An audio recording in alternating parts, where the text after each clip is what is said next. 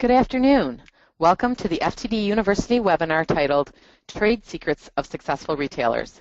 Today, you will discover industry secrets that successful retailers know and learn how to implement them into your business to increase cash flow and profitability while having more fun at your shop.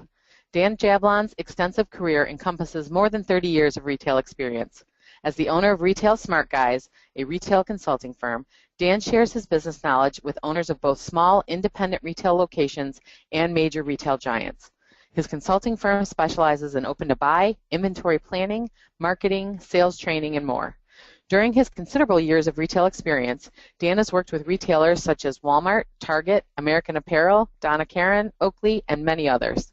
He worked for a clothing manufacturer where he piloted vendor-managed inventory programs, as well as an internet marketing company to help retailers establish their presence on the web. Dan has also worked with a leading point-of-sale provider to install systems that provided merchandising assistance to retailers large and small. Once Dan is finished with his presentation, we will open the webinar up for questions. If you have a question, simply type it in that question box on the upper right side of your screen, and we'll take the questions in the order they are received. Please feel free to submit your questions during the presentation, and we'll just hold them until the Q&A portion of the webinar. So without further ado, I would like to turn the call over to Dan to begin the webinar. Dan? Well, thank you, Janet. Hello, everyone, and welcome to the webinar. And I'm very excited to deliver this and to share some of these secrets with you guys. I'll tell you how this all came to be. I meet a lot of retailers, obviously, in what I do, and most retailers, almost the first question they ask me is, well, what's everybody else doing? What are they doing to be successful? What's everybody else doing? What's their secret? What are they doing? So I decided, rather than being cagey, I'll just tell you. So that's what this is. It's just going to be, this is a collection of actual things that other retailers are doing that we have seen to be successful out there, and we're just happy to share that with you. So here we go. These are actual retail stories from actual stores. This is not at all theoretical in any way, okay? When we look at it, and when I look at the different things that were brought to us in terms of these things that retailers are doing that are successful, it actually gets broken down to three areas. There's marketing, there's inventory management and inventory control, and staffing. Those are the, really, when you break down a successful retail store, they break into those three major pieces. So as I go through these with you, I'm going to break it into those three major pieces, and you can see what these guys are doing. And, again, like Janet said at the very beginning of this thing, we really, really, really want to hear your questions. So please fire them away in that little box there, and we'll definitely get to them at the end of the webinar, okay? All right. So first, let's talk about marketing. And what marketing really is. So first I'm going to start with just, to me, what is the basic goal or the simplest definition there could be? I've been to a lot of seminars where people talk about marketing and what is marketing and what should it be and what should you do and that sort of thing. Marketing has a two-word definition for my money, and that is creating demand. Marketing is simply creating demand. It's just those two words, right? So when you start to hear other people talk about marketing, or you go to other marketing seminars, if anything you do in the world of marketing or in the effort of marketing, if any of it does anything other than creating demand, it's not marketing.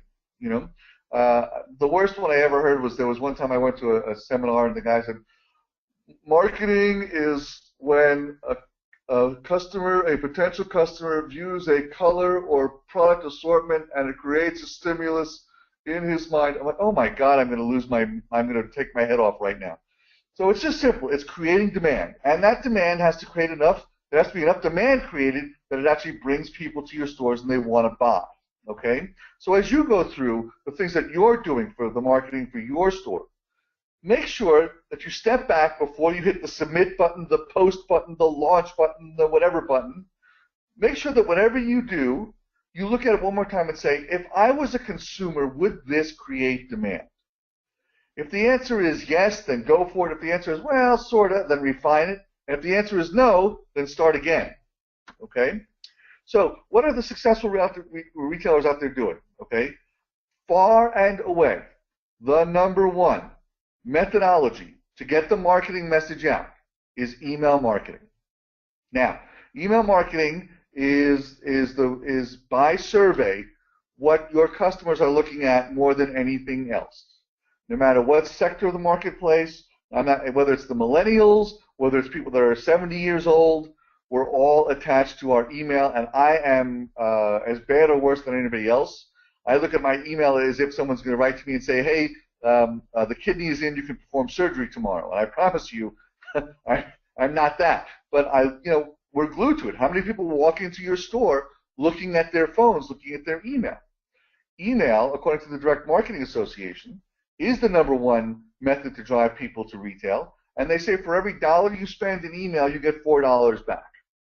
So sometimes when I talk to people about email and I say, well, you got to get a bunch of emails out. How often do you do it? And then people will say to me, well, I do like one a month or maybe one every other week. And I say, why not more often than that? And they say, well, I don't want to annoy my customers. Look, do this exercise with me. Count up on average how many emails you get a day. I'm not talking about emails from friends or real emails. I'm talking about just even promotional emails. How many actual items enter your inbox on a daily basis? The average person tells me they get 50. If you get 50 emails a day, you get 350 a week. You get 1,400 emails a month. If you get 1,400 emails a month, and I email you twice a month, you get 2 divided by 1,400th of a chance of getting someone's attention, which is way less than 1%. Email marketing is about mind share. It's about the number of times you put your business in front of them. It doesn't mean they're going to transact right away. They may not, but it's a good reminder. And it's a good thing to go, yeah, well, you know what, I do have this thing coming up, or yeah, I do have a gift I need to get for someone, or I should send flowers to my Aunt Bessie, or something like that, okay? There's a constant and consistent reminder there, and that's what that's all about, okay? And by the way, the email doesn't have to be what's on sale. It doesn't have to be promotional. It just has to be what's happening. It has to be what's going on in your store, okay? So emails should happen at least once a week, okay? But now that we're into December and we're into the holiday period, you want to probably go 2-3 times a week. Frankly, in the time that I've been delivering this webinar, probably Nordstrom's has emailed me 3 times. Okay, it's kind of a joke, but it's probably a true thing. And the department stores are very heavily into email. The brands are very heavily into emails, and you should be too. Okay, if when you look at your email statistics, it doesn't get beyond a 2% unsubscribe rate, then you're fine. Okay, so don't let any worry about emails or I'm going to annoy them or that kind of stuff.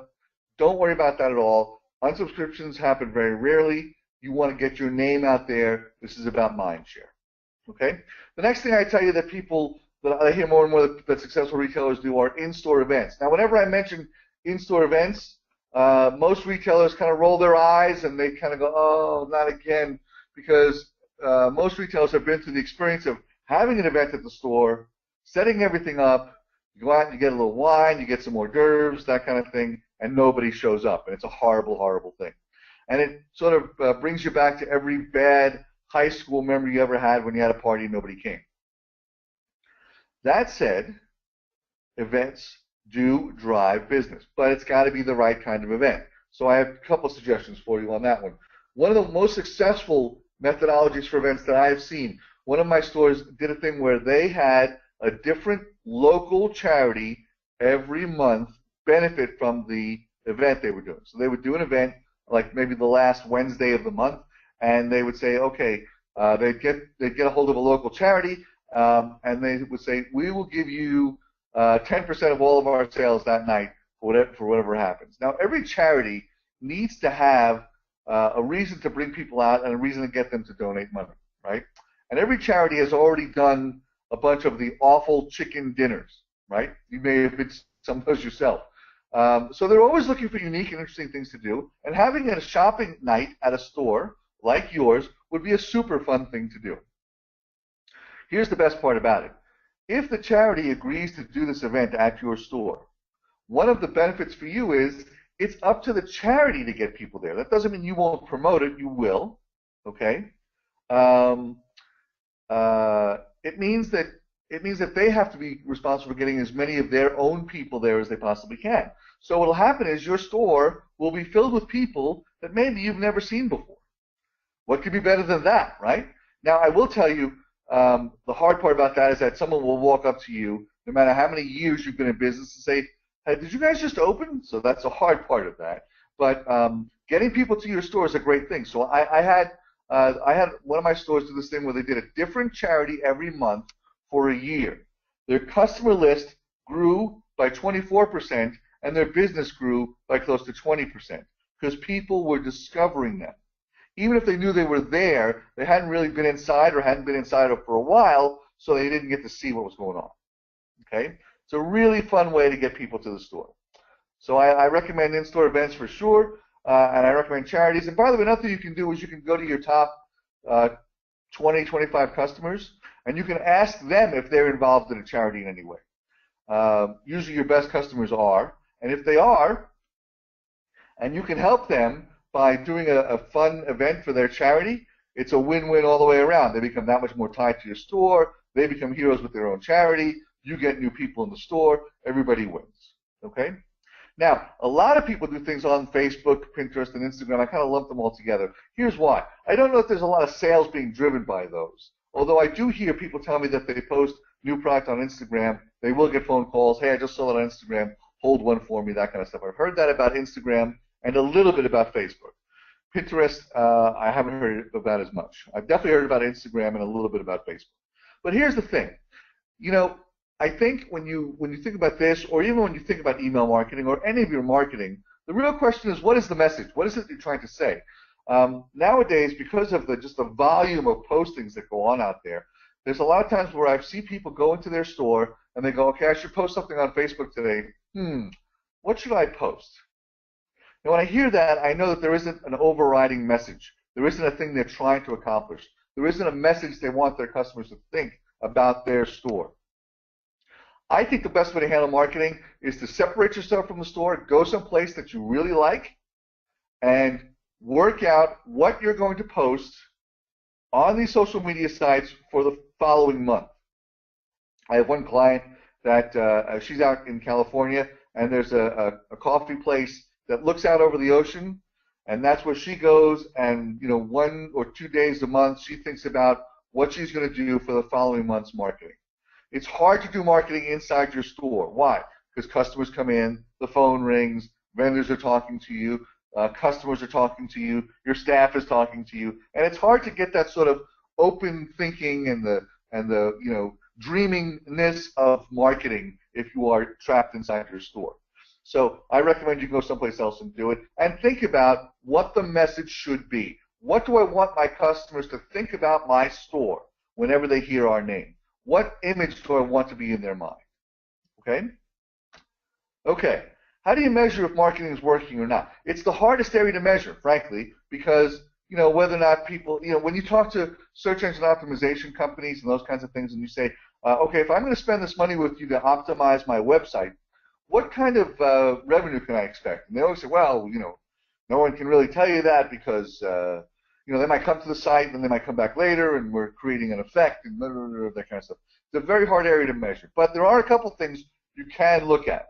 When we talk about email marketing, you can certainly look at the open rate, which is what percentage of your customers that got the email actually opened it, and click-through rate, which is what percentage of those customers that opened it actually clicked on the link inside and went to your website. Okay? If you don't have an e-commerce site, then I wouldn't worry about the click-through rate, but I definitely would look at the open rate for sure. The industry average across the United States is 24%. So if you're getting that or better, great. If you're not getting that, what do you got to do? You got to look at the subject line. Why? Because when you get an email from someone, there's only two things to look at. One thing to look at is who it came from, and the other thing to look at is what is that subject line. And if you're not getting a great open rate, you have to work on that subject line. Big email houses work on that all the time. They tweak it a lot. They worry about things like, do I put sale at the beginning of the subject or end of the subject? Do I use the vendor name or not? How long should the subject line be? It's a question of tweaking and testing it to see if it really works, okay? So try a couple of different ways and see how it affects the open rate. When you look at that open rate, it's not just for that one email, it's how did that email do against all the others you've sent. And you are looking for a trend there. You're looking to see, when I get better open rates, what's in my subject line. Okay? Subject line is sort of the gatekeeper there. If it's a great subject line, if it creates some mystery or some excitement, they'll open it. If it's boring, They won't. So if you send out an email with a subject line that says December newsletter, you're probably not going to get opened. Okay?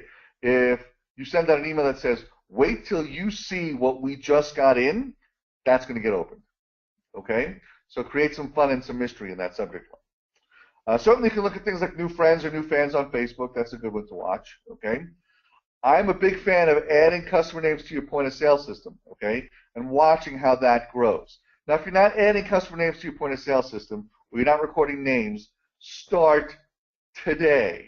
You've got to get names into that point of sale system. You've got to get names into your email list. You've got to get those things going. One of the ways you do it, by the way, is you don't call it an email list. You call it a VIP list. So if I say to you, would you like to be on my email list, it's almost like me saying, hey, listen, I may have some extra trash, and if I do, would you like me to jump that on your front lawn? Would that be good? Don't call it an email list. Instead, if you say, would you like to be part of our VIP list, everybody wants to be on the VIP list. Okay, so make it worthwhile. But ask for their email address and get it. Don't assume they're not going to give it to you. They will. Okay? You can also look at first-time purchases to see if some of your outreach marketing activities are getting new people in, if you've got like a customer referral program or something like that. And certainly, if you're doing the charity events, donations that you made to charities is also a great thing to be able to talk about. Okay, so a couple of the keys to the success. I talked a lot about what the message is, but I think it's important to reiterate. You know, you've got to make sure that there's a message to everything you're doing. What do you want people to think about you, your store, your products? And that should all be inside that marketing that you're talking about, okay? Now, here's something that's sort of happened in the recent world of all this electronic marketing between email and social media, which is test, measure, and repeat. Most email houses will tell you they test all different types of emails that go out. They test different ways to do it, that kind of thing. They test it, they measure to see what the results were, and they repeat it. I will tell you this, even if you start an email marketing campaign tomorrow, okay, do not expect that when you send out that first set of emails that you're going to get a ton of response.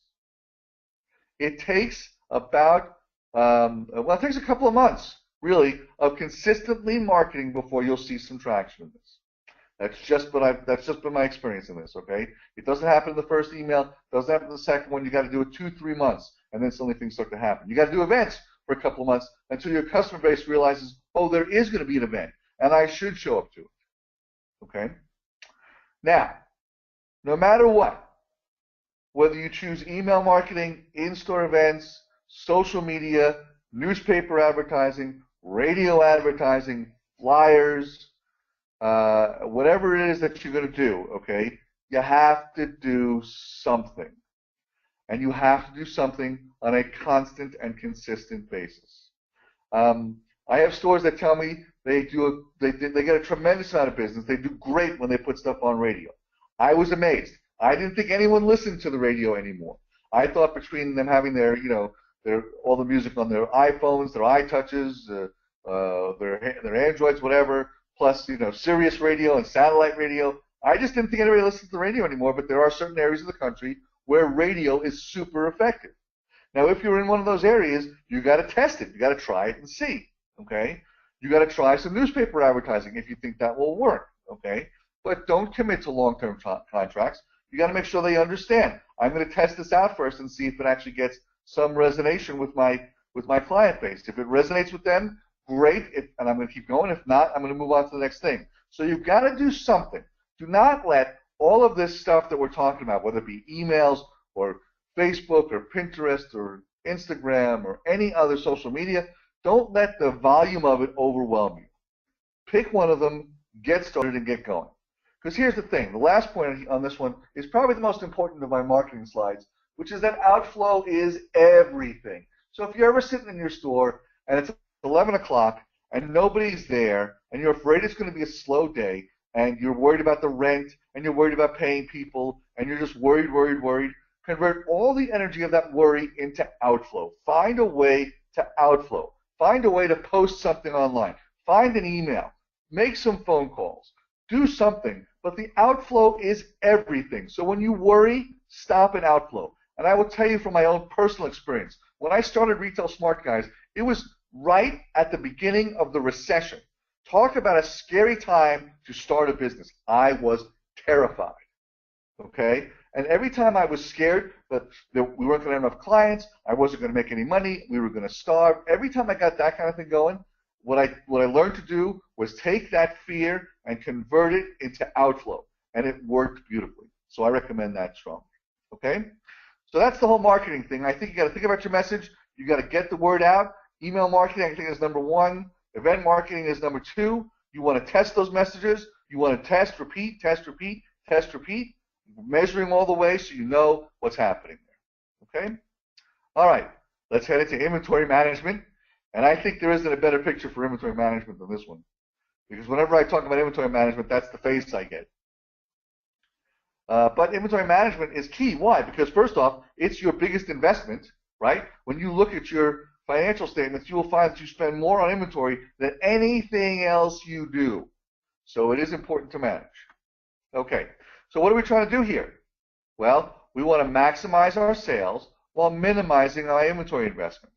That doesn't mean I don't want you to have goods on the floor, but look at it this way, okay?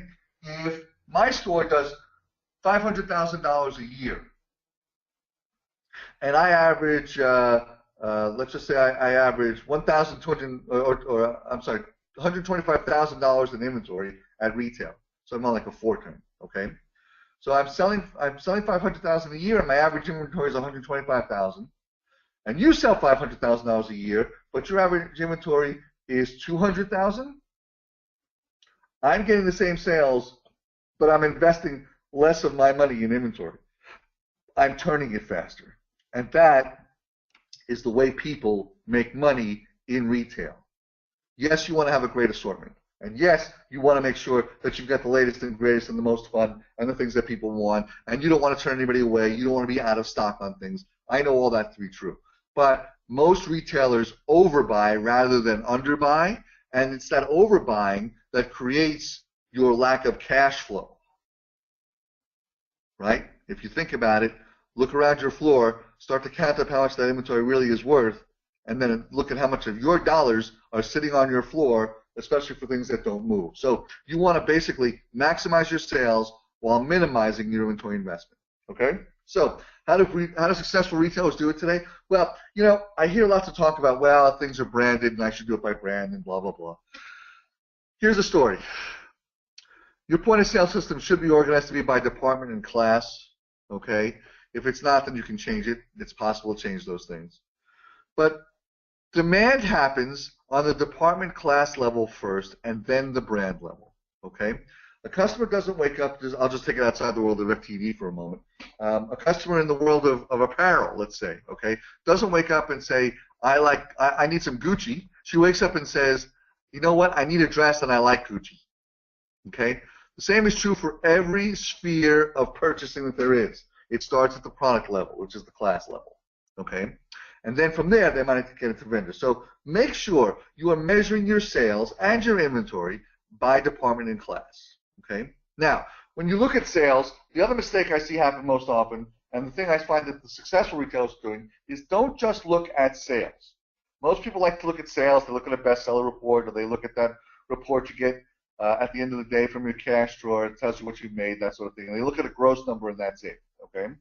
I think when you look at your sales, it's great to look at them by department and class, but also look at them in relation to what is your receiving looking like. Okay? So if I received 12 pieces of a gift item, and in the first week I've sold through 4 of them, and I've got a good 33% sell-through. Okay, I've got something that's starting to run here. That's really good. What can I get that's like it, that's similar to it? How do I feed that frenzy? What's causing people to buy it? I want to understand it so I know what to buy to get close to that. Okay, I don't just accept that those were the sales and wasn't that great. I'm looking for trend. I'm looking for rationale. I'm looking for reason. I'm looking for what caused the customer to buy it. I'm looking for what made that thing sellable. Was it that my salespeople really like it? Okay? Was it that we think it's a great thing and that we can talk about it? Do I have sufficient product knowledge? I'm going to get to a lot of these things when I get to the staffing area, but these are things you look at when you start looking at selling. Okay? Now, if you're looking at based on how things are received versus how they're sold, okay, you're on your way to building something called a vendor scorecard. Now, I didn't invent the vendor scorecard, okay?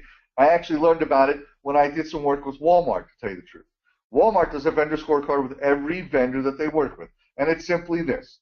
What did you get? What did I get from you? Okay, Mr. Vendor, what did I get from you? What did I sell? And what was the margin? Okay, it's a tool called GMROI. I'll show you that in a moment. Okay, and if your GMROI is above the department average, I'll see you next season. If it's below, I'll buy from you if I have to. That I actually heard that from a Walmart merchandise manager. If your GMROI is below the department average, we will buy from you only if we have to. Wow. That tells you the whole story there, doesn't it? Isn't that what's going on? So get that vendor scorecard going. Take a look at what you bought from them, okay, and then how much that you sold and what percentage of that was at full price. Okay. Now, many point of sale systems have something called GMROI, gross margin return on investment, and I've got a slide about that a little later on. If you don't have it and you want the formula for it, please reach out to me. All my information is at the end of this. If you need some help on putting together a vendor scorecard, please reach out to me. My information is at the end of this. I'm happy to put that together for you. Okay. Also, when you look at things when you're starting to look at the sales by department class, you might start to look at some complementary classes. Okay. If I'm selling this particular class well, what might go with it that might get me some more add-on selling?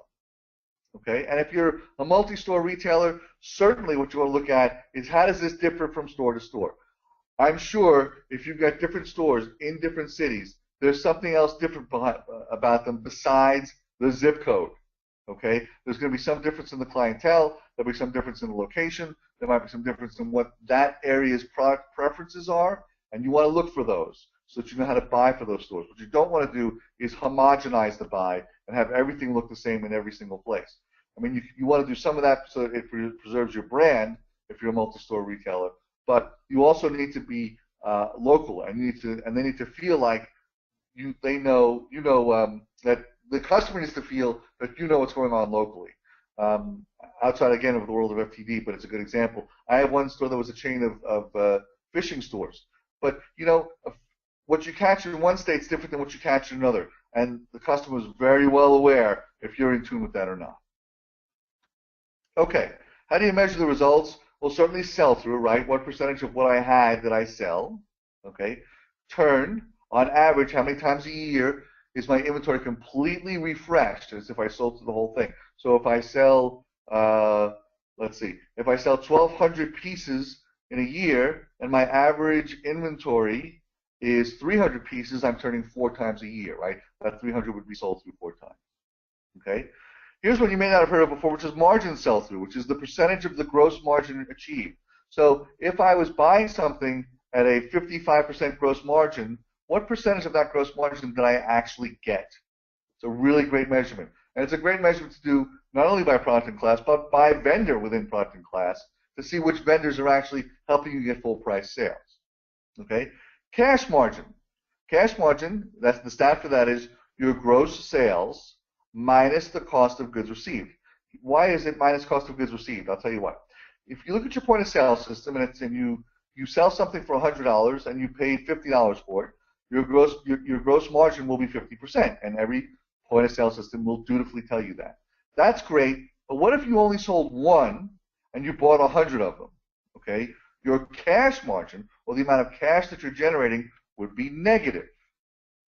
So it's important that you look at it not just in terms of the margin you're getting for the items that you're selling, but also what did you receive in relation to that, and are you really cashing out with that vendor? That's a hugely important thing, and it's the thing that most retailers miss because they're focused on sales, not on the receiving and not on the inventory. All right, below that is my friend GMROI, gross margin return on investment, okay? And basically what it says is, it's a measurement in dollars. So if your GMROI is, let's just say it's $3.15, what that means is for every dollar you've invested, you're getting $3.15 back. Now, how does this work? The first dollar of GMROI pays for the merchandise, okay? That's typically what your cost of landing the goods are. The second dollar is all operations. It's your payroll, it's your insurance, it's your rent, it's your marketing,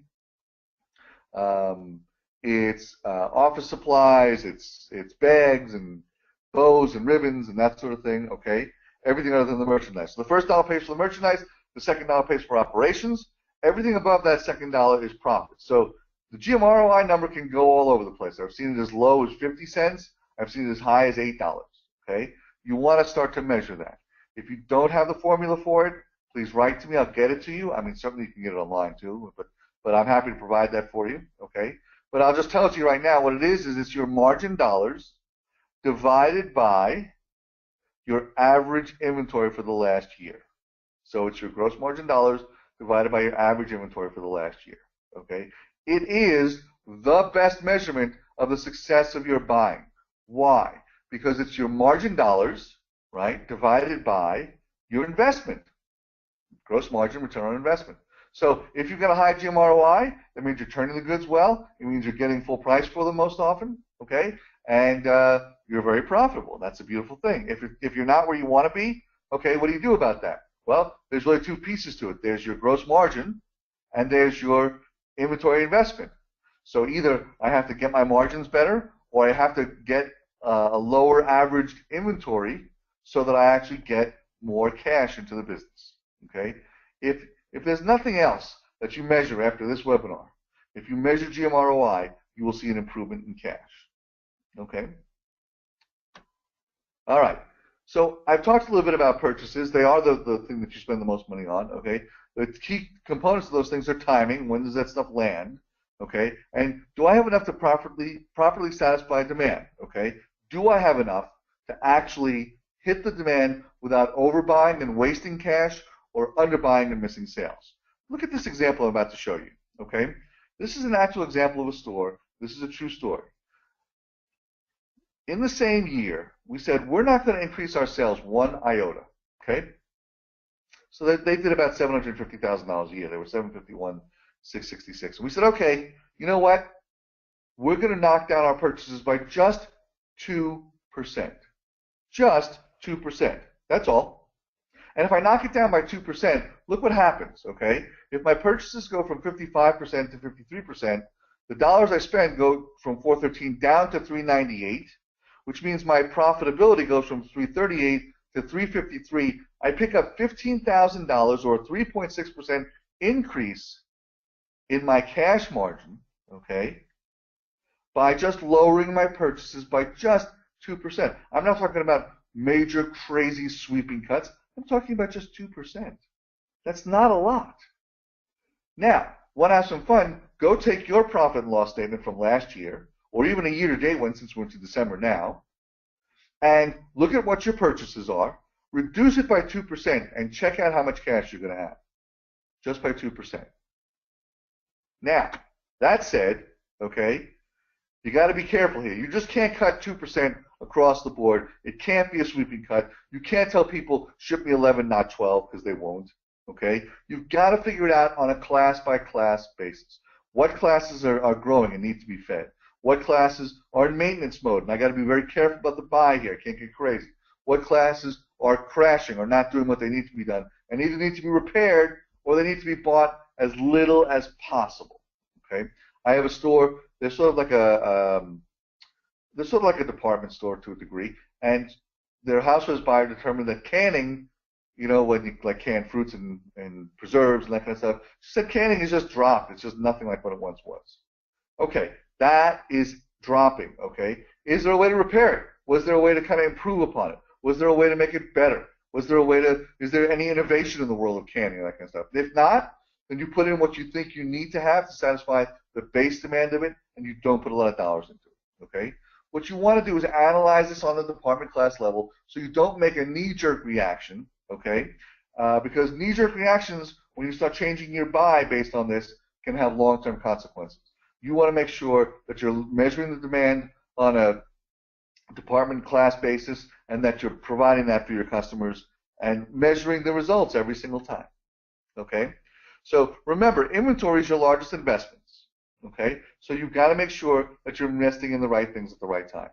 Your point of sale system, if it's like most of them, offers a lot of reports. If it doesn't, change it. You need good reporting in your point of sale system, okay? They're not as expensive as they once were. A lot of them now are in the cloud, so you only pay like a monthly fee. You don't pay a big sum up front, that kind of thing. But you do want to have a point of sale system that helps you learn about your inventory investment and how effective that investment is being, okay? Now, here's another one. I talked a little bit about vendor scorecards before. If you want to talk to a vendor and you want to kind of get something from them, like markdown money, and yes, it's possible, even if you're a single store, to get markdown money or something from the vendor, what you can't do is you can't go to that vendor and say, boy, I really had a rough time this past fall. They'll say, yeah, it's rough out there, but wait till you see what we got for spring. Oh, it's unbelievable, right? If you hand them a vendor scorecard and you say, hey, here's what happened. I bought $2,000 worth of merchandise with you. I was hoping to get $5,000 in retail sales. I only got $3,000. So instead of me getting $3,000 in profit, I only got $1,000 in profit. I'm short $2,000. What can we do? Okay? Only when you hand them that scorecard and give them something to either think about or go back to their boss with, or just something that shows hard numbers as to what's really going on, that's how you get something from them. And by the way, when you do that, you say, look, I was hoping to get $3,000 in profit. I only got $1,000. I'm $2,000 short. What can you do for me?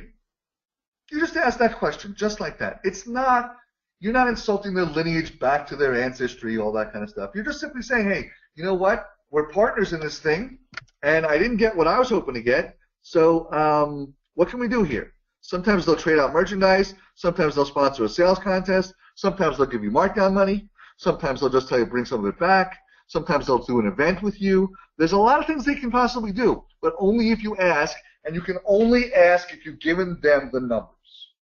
Okay?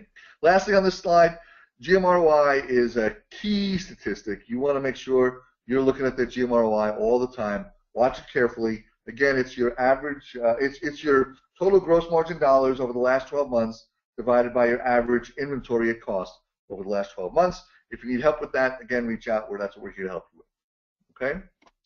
Okay, the last part is staff management. Yahoo, staff management. Yeah, I used to think it would be great to hire people because you hire them and then you just tell them to do stuff and they'll just do it. I didn't think they'd come with their own baggage or their own problems. I certainly didn't think they'd have their own ideas, and I certainly didn't. I never thought they'd object to anything I would say.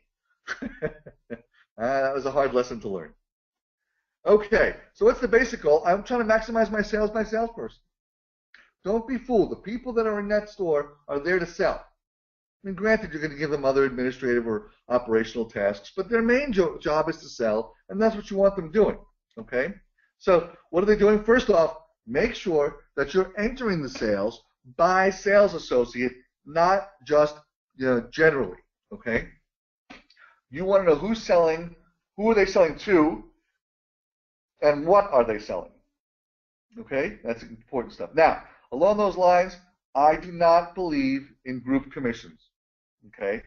I've seen people try to do it. People say, look, we don't want to be like, Nordstrom got a bad reputation for this years ago, right? That they were, because their commission plan was so aggressive that their salespeople became super aggressive and it was very uncomfortable to be there. I understand all that, but that's history. Group commission plans simply don't work, and every store that has tried it said to me, you know what, Dan, we want to do it that way. It never works. You've got to do it as an individual person. Why? Because the individual people that are good salespeople don't want to carry the people who are lousy salespeople. Okay? Even if they talk to you about what a team we are and that sort of thing, at some point they'll begin to resent it. It's just the nature of the beast. And at some point you'll lose them to someone else who will pay them a better commission. Okay? Now, I think you have to give them all goals, and those are the goals that I listed there, right? Goals, dollars per average dollar sale, and units per transaction is probably the most important one, units per transaction. Because if I come into your store to buy a stuffed animal, and you sell me a stuffed animal, nothing really happened. Okay? I need to look around that store and see all the amazing things that you do.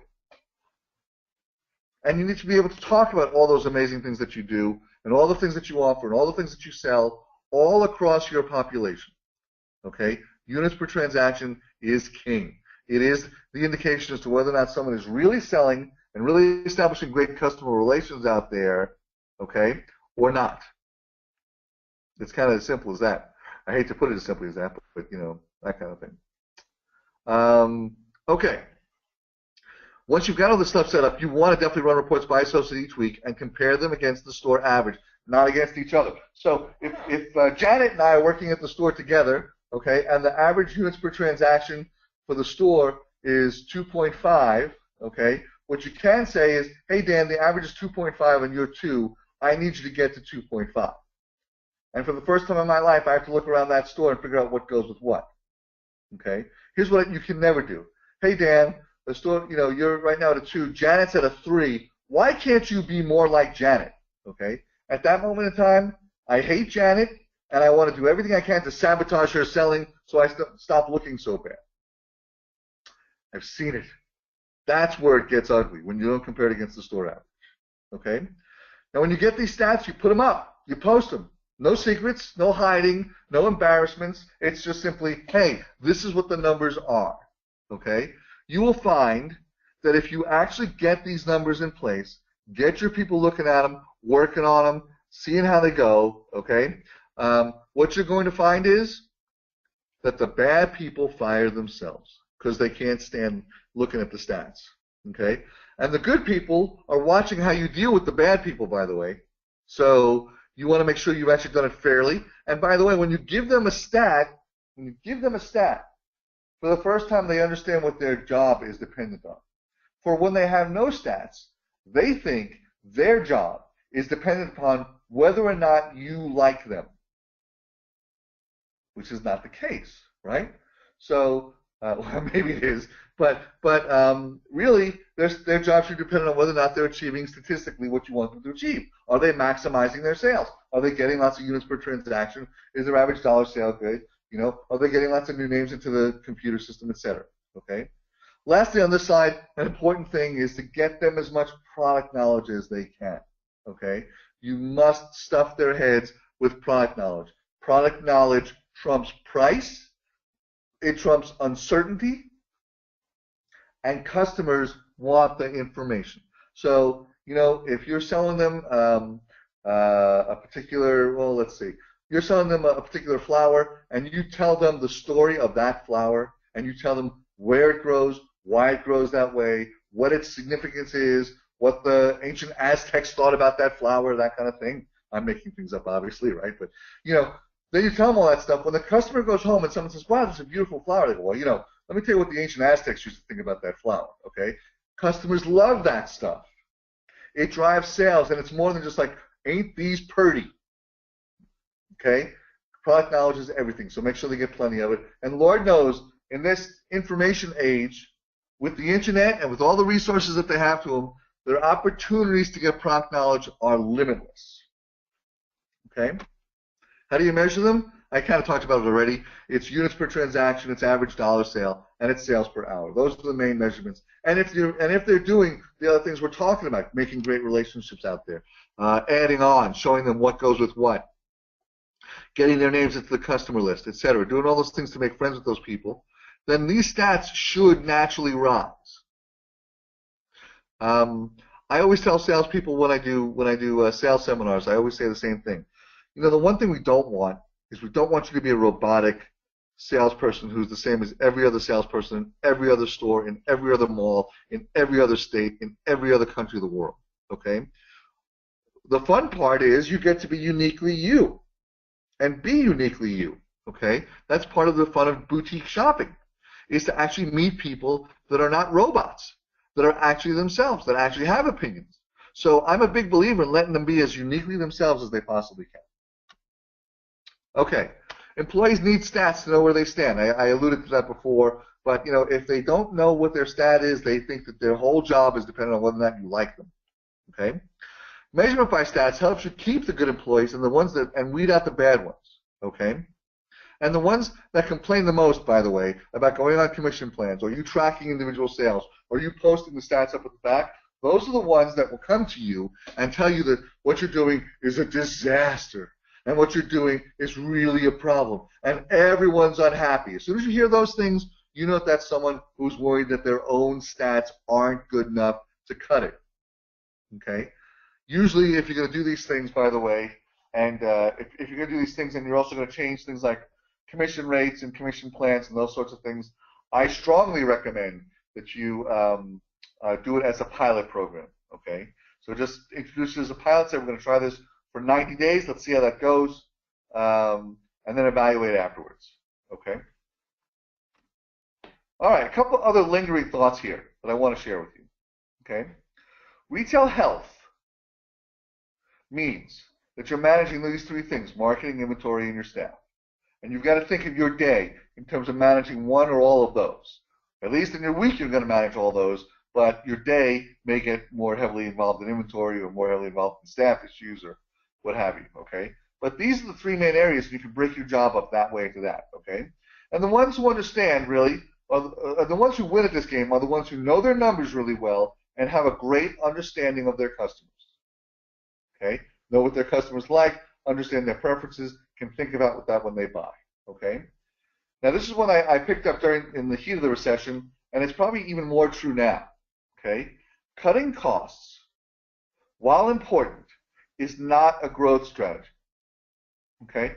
When you look at a business publication and you read about somebody who's doing something amazing in the world of business, okay, and they go to, or you hear about some company that's just, had tremendous, year-over-year growth and why and how and blah, blah, blah, and they want to know what's going on, okay, they never talk to the accountant, okay? The guy running the company usually comes from either a production background or a marketing background. He's never, ever from an accounting background, because cutting costs is an important thing to do. It's a great task, okay? It's not a strategy for growth.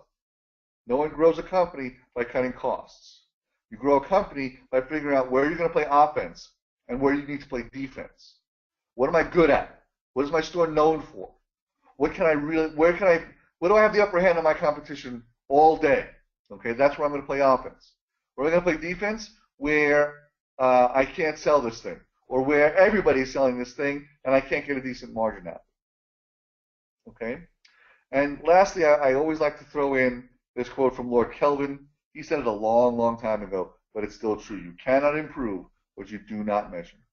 Okay? Do not rely on anecdotal things. Do not rely on colloquial tales about what the store is doing. Rely on your numbers. Measure what's happening day in and day out. Okay? All right. I want to offer something special to you guys. We do a thing called a free inventory analysis, okay? And we do it for lots of stores all across the world. We plan for stores in 14 different countries now. If you're interested in this, we'll do it absolutely for free just because you're an FTD store, okay? We will do a free analysis of your inventory and your expenses, and we'll kind of give you a little health checkup. We'll tell you where you're missing business, okay? Where are you buying incorrectly? Where could you generate more cash? What does your expense structure look like? Is it out of line with some of the industry standards? It's a completely free thing. It will take very little of your time. We have a couple of questions to ask you and probably a couple of reports to run on your point-of-sale system. Then we'll go back and do a full study of it, and then we'll come back and make a presentation to you of what we think, where you think you could improve. That's totally free. There's no obligation to it. It's not a hard sell thing. It's just, hey, here's the thing we offer to our friends over at FTD. Okay? And at the end of this, I'll put up my contact information so that you can contact me if you'd like that. Okay? Or contact me through Janet and through the folks at FTD. Okay? With that, we're up to questions. So, Janet, if there are questions that have been queued up there, I'm ready to take those now. All right, Dan, I want to thank you very much for sharing a lot of great information with us today. And as Dan said, yes, we are open for questions. So remember, if you have a question, simply type it in that question box on that upper right side of your screen. We do have a question from Joanne. Do you recommend boosting Facebook posts? There's a lot of talk about boosting Facebook posts now because honestly, if you post as your business and you don't boost it, which is a way that Facebook is raising some advertising money, I think 6 people in Nepal might see it. I mean, it's pretty rough. So I think you have to test it. I would test it with a small dollar amount, like a $25 amount or a $50 amount, and see what that does to your reach and see what it does to your sales. I am hearing mostly from gift stores, by the way, that if they do boost their Facebook posts, that they are getting some selling out of it. So it's worth testing and trying out. I'm not yet at the point I'm like, oh, everybody needs to do it because I'm not so sure yet. I think it depends on your business, on how many Facebook fans and friends you have, and if they're actually into Facebook and looking at it. So test it and see if it works, but I would start with a small, a $25 or $50 budget, but definitely test it. All right, thank you very much. I've got another question, but we also had Liz wanted to ask if you can go back to the slide with the key components info on it again, with timing and some of the questions. I'm going to try. See. Go back to the one with timing. That was in the inventory section. Yeah, key components. This one.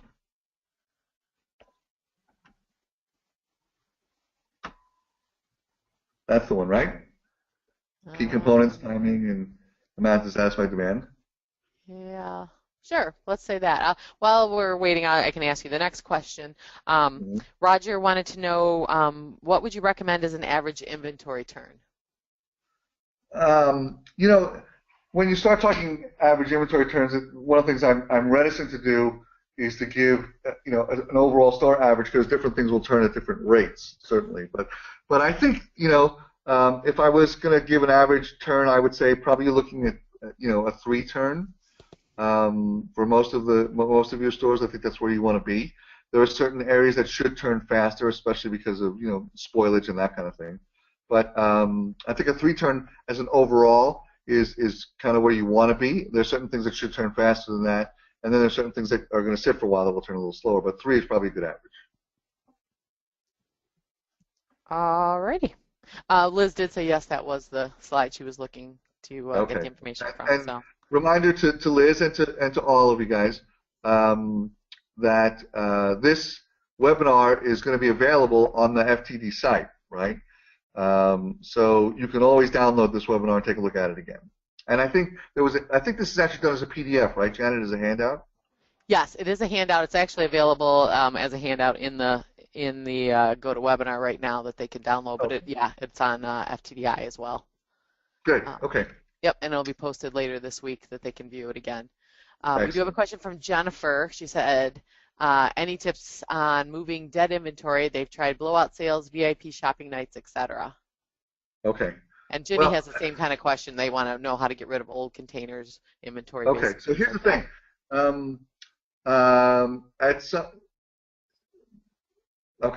me. I'm gonna ramble a little bit on this one, Janet. So bear with me, okay? Sure. The mistake that I think most often happens in these things is there's a couple of them. Number one is that the first markdown isn't deep enough, and secondly, it's not done as an event. The thing I think that you don't want to do is you don't want to just sort of go, okay, all these containers are on sale now, and then just let them lay there for weeks and weeks and months and months.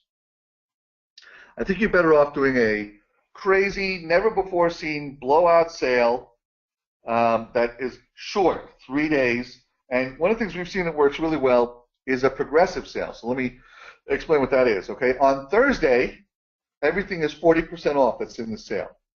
On Friday, everything's 50 off, and on Saturday, everything's 60 off. And then if you're open Sundays and you feel like you still have stuff left over and you want to go to 70 off, you can go to 70 off. And the game is, if I buy it on Thursday, it's only 40 off. It's 40 off, and I'd save more if I bought it on Sunday, but it may not be there by Sunday. So it kind of creates this "I got to buy it now" thing in the customer's mind. So I think you do it rarely. You don't do it all the time, and you do it like we've never done this before. And you can do an anniversary sale. You can do a we've gone crazy sale. You can do a inventory clearance sale. Customers are used to that kind of thing, okay? But make it, you're sort of ripping off the Band-Aid here, right? Do it for 3 days, take deep discounts, and get clean. And here's the other thing. If at the end of those 3 days that you've done those deep discounts and you've promoted it properly and gotten people out there, if you still have old goods that are there, okay, your customer votes with their wallet, and they've told you what that's worth, which is nothing. So at some point in time, that inventory needs to get off your floor and get donated. Because old inventory, by the way, not only is it damaging to your pocketbook because you've got dollars tied up there, it's also damaging to your marketing. If your customer comes this month and your customer sees what he or she saw last month, they're not coming next month. They assume they've seen it all. Okay? Your stores have constantly and consistently got to change. They got to look new and different. It becomes a reason to come in. So if you've done the unbelievable markdown, blowout, craziness sale, and that stuff is still there, you're probably at the point where you've got to donate it and make it go away. I wouldn't, by the way, be ashamed to go back to the vendor on that and say, hey, this is what I've done. I've done this, this, this, and this, and this to get out of this stuff, and it's still here. What can you do to help me? Some people are embarrassed to do that, but I think it's a fair question to ask, okay? And all you're doing is, you're not demanding that they do anything. You're not putting a gun to their head. You're saying, listen, I'm stuck with this stuff. Can you help me? Is there someone else who's selling it that I'm not? Maybe I'm doing the wrong thing here, okay? Maybe it works in a different sector of the world that I'm not in, and I just need some help getting out of this stuff. So I do it as a short sale. I do it with some deep discounts, and at the end of that, that inventory just needs to be, destroyed or donated or something like that. Great, thanks, Dan. While I read the next question, you want to take us to the final slide that's got your email address on there so people can have that available to write that down to get in touch with you if they need to? And we do have a question from Joyce. She said, do you have any guidelines for measuring sales commissions with staff that handle design too as part of their job?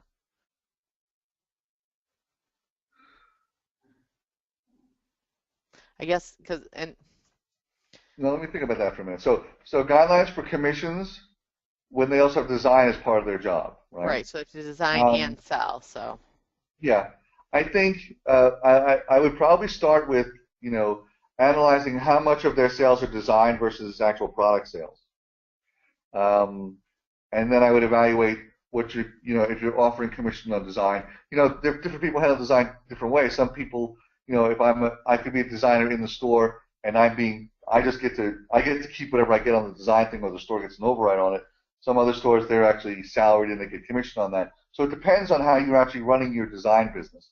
So I don't have a pat answer for that one really. I think there's too many variables. But whoever asked that question, if you want to email me some more specifics on that, I can give you some more guidelines on that for sure. Okay, it depends on how design, what percentage of the business it is, and how that person is compensated for the design and that sort of thing. All right, yeah, Joseph had a very similar question too, where he was asking, where they're a shop, they have a salesperson selling, the designer's filling, so how would you consider a fair commission for either of them, knowing that production and time to complete that order is important? So the salesperson selling it, and what was the second part? The salesperson is selling, and the designer's is actually filling the order, or designing it.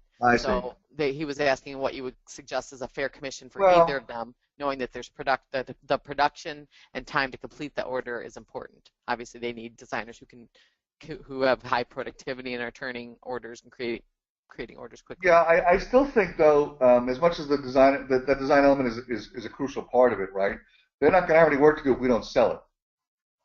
So the sales commission should happen there, and then the design compensation probably needs to happen based on what they're doing in terms of design, right? How quickly they're getting them out, and how efficient they are, and there's probably some other elements of that I would want to think about before I structured something there. Because I think that the design element, contributes to sales in that, look what we've done in the past, and we can show some good work on that one. But they're not actually facing the customer and getting them to buy, right? That's the work of the salespeople, and that's a different function. And so they each have different functions, and they should be compensated differently based on what their job function really is. All right, we've got a question from Aaron. How do you convert staff to a commission plan without losing all your employees? Okay. At the moment that you change anything that the way the staff is being paid, or you do anything with staff that changes things, it makes them nervous. You can actually say, listen, guys, every day at 3 o'clock, we're going to give all you guys ice cream. And they would go, what's that all about? What do you mean by that, right? So I think you have to introduce it as a couple of things. First off, I mentioned before introducing it as a pilot program, so they understand that we're finding our way in this, okay, and that things may change. I think if you're going to go to if you're not on commissions now and you're going to go to a commission plan, one of the things that's kind of important to do is to sit with each person individually and do the math with them. If you put them on a commission plan, show them how they're not going to die because they're on commission. And the way that we've been most successful in that one has been to go back and look at what they sold over the last month, if it's an average month, right? And say, this is what you sold. If you were on this compensation plan, this is what you would have made. In most cases, it's more than what they would have made now, by the way. And it shows them that by being on a commission plan, first off, they have the opportunity to give themselves a raise if they sell a little bit more, right? Now they've got some skin in the game. But you've got to help them do the math and help them understand that by being on a commission plan, they have the ability to make the same or even more money because they're going to be more focused on selling more. So you have to be gentle in that, but you have to show them and do the math with them. And there will be some that go away. There will be some that either know already they can't sell or it makes them too nervous, okay? Honestly, the preciousness of staff is one of the things that I think is one of the real dangers in retail, okay? A lot of times people hang on to staff too long because they've got scheduling needs, that person's been with you for forever, they know everybody, blah, blah, blah, that kind of stuff. When you introduce a plan like this, you may lose some people, but the truth of the matter is that I can tell you statistically that by adding commissions to that sales plan, what ends up happening is you sell more, you get better customer service, you get better staff, and the bad ones fire themselves. All right, we've got another question from Jennifer. Going into the new year and in an uncertain economy, how much should we realistically cut our buying? She said they've noticed that buyers are not spending like last year. I think you have to start by forecasting your sales. So you need to look at your sales by department and class, and you need to forecast those. What do I think I'm going to sell January, February, March? And then you've got to come up with an inventory plan that hits that sales plan. And frankly, that's the world of open to buy, to tell you the truth. I mean, that's kind of what we do. But the thing that we find to be true is that if you've got a sales plan and you've got an inventory plan that meets that sales plan, and if you're going to be creative in how you attack the business, I think you'll find that even when people get worried about the economy, you can still maintain or increase sales. I mentioned before I started Retail Smart Guys right at the end of 2007, at the actual right at the beginning of the recession. And one of the things that I learned while watching stores kind of navigate the recession and navigate all those hard times is that the ones that were actually clever about their marketing and promotion, their staffing, and certainly their inventory, actually were able to maintain and in a lot of cases increase their sales during the recession when other people had simply given up. So don't give up just because the economy is bad, and don't just cut your buyback thinking you're not going to sell more. Listen, if you don't have product to sell on the floor, what are they going to buy? They're not going to buy the containers, right, that the roses came in. They got to buy the roses. So I think you've got to think through what your selling plan is going to be. Okay, now that may mean you change your product mix a little bit. It may mean that you go to a different pricing structure or something like that. But you've got to have a sales forecast before you actually start evaluating what your buy is going to be. All right, we got another question from Joseph really quickly. He wants to know if you have any floral industry stats on GM ROI and some of the other key stats that you mentioned, like margins, labor dollar sales, etc. I have some of that, but the other place you can find it is the NRF, the National Retail Federation, publishes all those stats. And they will have a much larger sampling of it than I will. Okay. What I can tell you is that GM ROI typically is in the mid $3 to $4 range. What else did he ask about? What are the percentages? The margin, labor, dollar, sales, etc. The other one that I know for sure of is the other one I can kind of talk intelligently about without going back and looking at it a little bit more closely is this. We like to look at something called selling cost, which is the sales. Basically what it is for each salesperson, it's what they sold divided by what you paid them. Okay? So if I, let's just do a little quick math here. Hang on one second.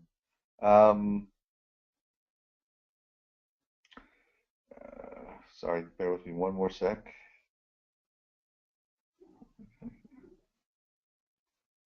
There it is. Okay, so let's say someone sells And the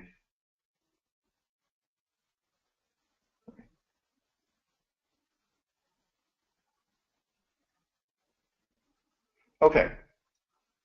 Here's I actually happen to have someone's number in front of me here. Let's say you've paid someone $1,700 in the month. That doesn't include benefits. That's just their salary. Okay. And in that same month, they sold $12,500. Okay.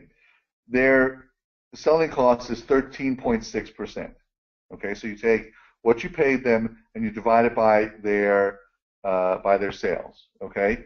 Now, the average across the industry is 9%. Okay? Now that's a national average. It's higher in more urban areas. It's higher in places like New York and Chicago and San Francisco, and it's lower in the middle of the country. Okay? Um, so start by measuring that and trying to improve that by a couple of points. That's what I would probably do. I'd have to look up the margins because, and again, I would be reticent to quote a store margin. I think the margins are different, or I know they're different in flowers versus gift items versus balloons versus stuffed animals or that kind of stuff. So each of those would have its own margin. I'd want to give you that more directly on that. All right, but you think National Retail Federation would have a lot of great I do. Information. I do. Great. All right, well, it looks like we are out of questions for today. I just want to thank everyone for attending today's webinar. If you missed a portion of this webinar or if you would like to view it again, a replay will be available at FTD University online later this week. The webinar materials are always available at ftdi.com. Just click on the FTD University logo on the bottom of the home page and then click through to the webinar series page. As always, we will be sending you a very brief survey to gather your feedback on today's webinar. We appreciate you taking a minute to complete this survey and help us improve future webinars and other education programs for you. The next FTD webinar is scheduled for Tuesday, February 23rd, 2016. FTD Education Consultant J. Keith White, AIFD, will share his extensive knowledge of industry trends. With the American Floral Trends Forecast 2016-2017 hot off the presses in January, this is your chance to kick off the year with a comprehensive review of the top 4 trends and color palettes beneficial to purchasing and merchandising. Registration is already available at ftdi.com, so please be sure to register as soon as possible to reserve your spot. Again, I just want to thank you, Dan, for sharing a lot of great information on the industry secrets that successful retailers use to increase their cash flow and profitability. This concludes FTD's webinar, Trade Secrets of Successful Retailers. Thank you, everyone.